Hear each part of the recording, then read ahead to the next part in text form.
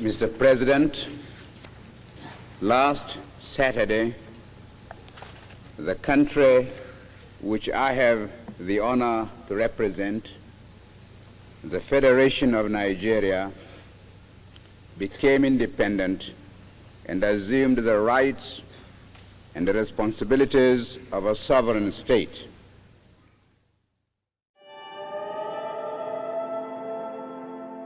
There has been controversy surrounding the death of Nigeria's first and only Prime Minister, Sir Abubakar Tafawa Balewa, also known as the Golden Voice of Africa. One minister in his cabinet asserted that the Prime Minister was not shot but died of asthma.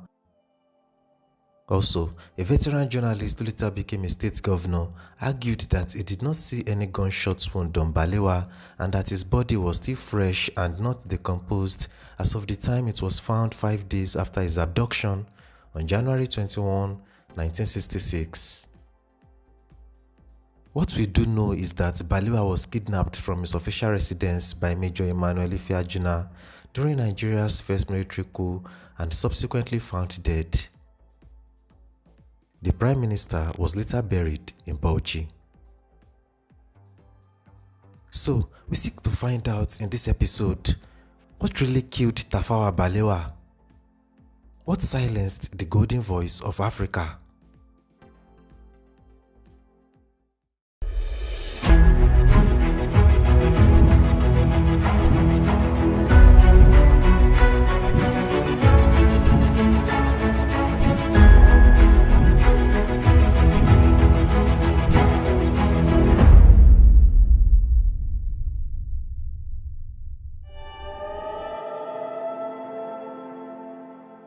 In 1952, Abubakar Tafawa Balewa was appointed Minister of Works, and in 1954, the Minister of Transport by Nigeria's colonial governor, Sir James Wilson Robertson.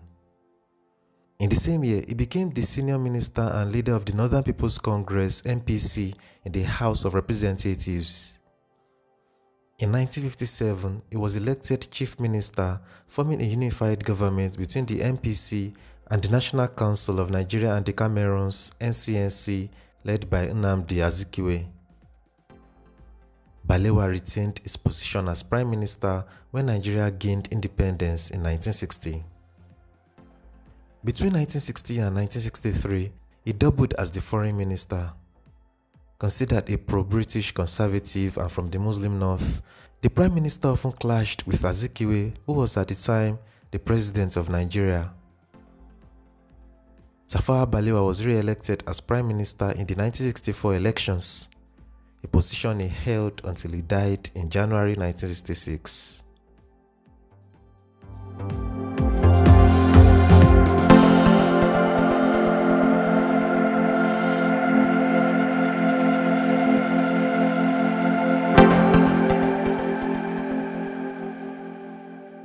In the mid-1950s, the regionalization of political consciousness had begun to grow in the minds of individuals in the country.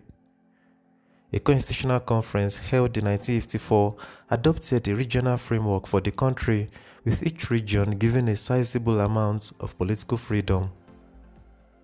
The three dominant regions, the West, East, and the North, had all opted for self-governance.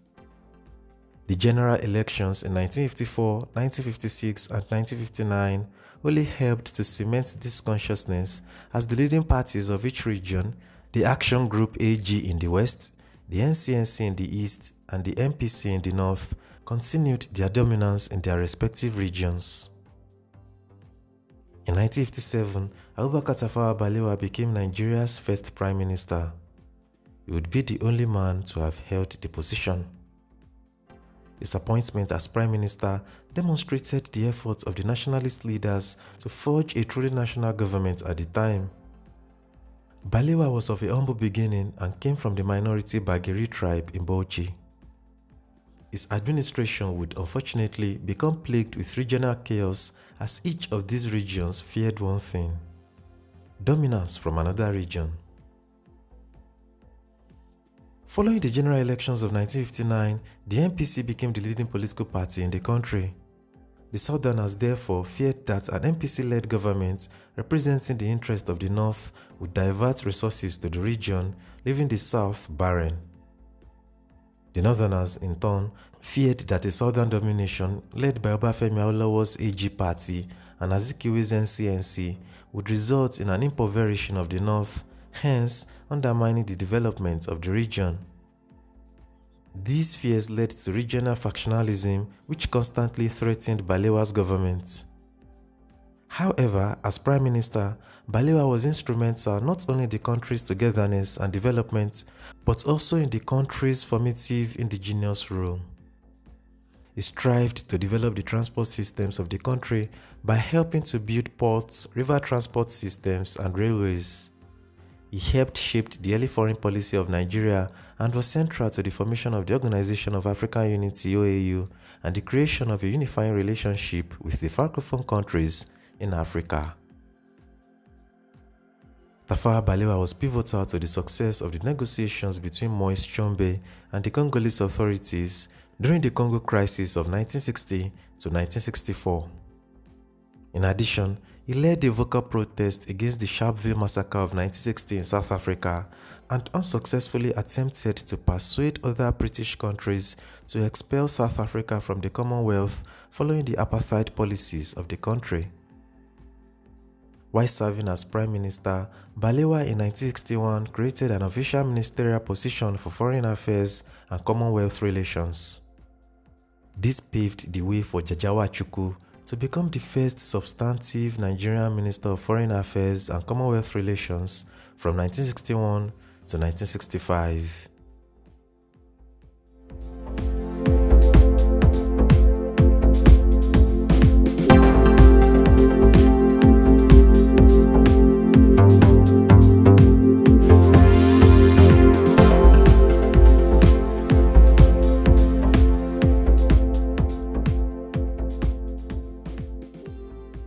The federal structure of government, which ascribed more authority to the regions, made it difficult for Balewa to effectively discharge his duties. Just 2 years after independence, chaos broke out in the western region due to a power tussle between its leaders, Obafemi Awolowo and Ladoke Akintola, who had succeeded the former as premier. Awolowo sought to cement the AG's stronghold in the western region, wanting to ensure that they did not depend on the federal government. However, Akintola thought otherwise. He wanted to form a coalition with the center. This led to a disparity between the two leaders and eventually an ousting of Akintola from the AG.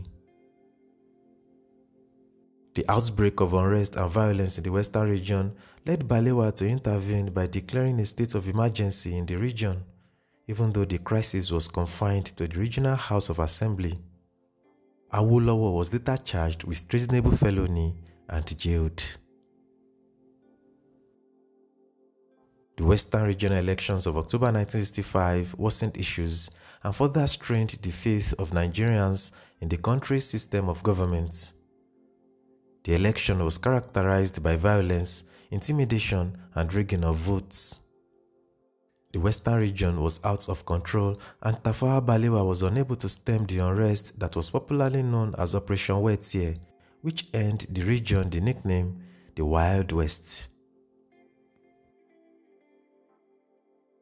Then, on January 15, 1966, Nigeria's first military coup happened.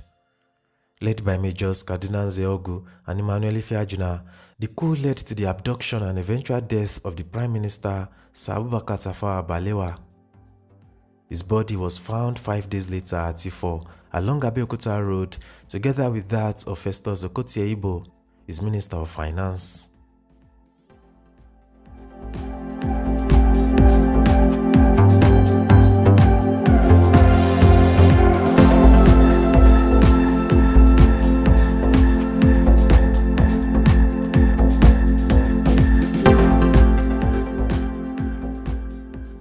Controversies have trailed the death of Sir Abubakar Tafawa Balewa.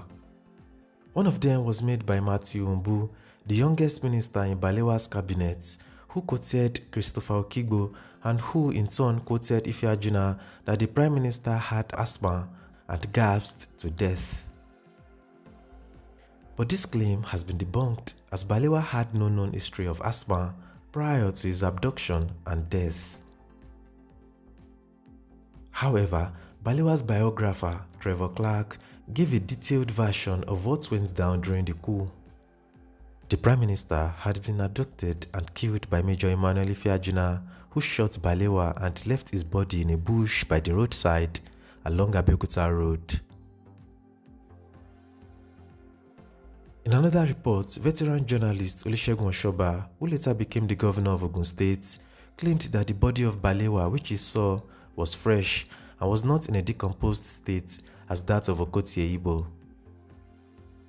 Nevertheless, Abubakar Tafawa Balewa was buried in his hometown of Bauchi, where his tomb, which includes a library and a mosque, has been declared a national monument. As Emmanuel Ifeajuna was executed by Emeka Ojukwu due to a treason charge on September 25, 1967, without knowing a side of the story on how Abubakar Tafawa Balewa died, the truth behind the death of Nigeria's first and only Prime Minister remains a mystery. What really silenced the golden voice of Africa may never be known. It may be that then, when we hear the world crying out for peace, we may receive the inspiration to deal with these intractable problems and be able really to devote all our resources to the advancement of mankind by applying those eternal truths which will inevitably persist long after we ourselves are utterly forgotten. Thank you, Mr. President.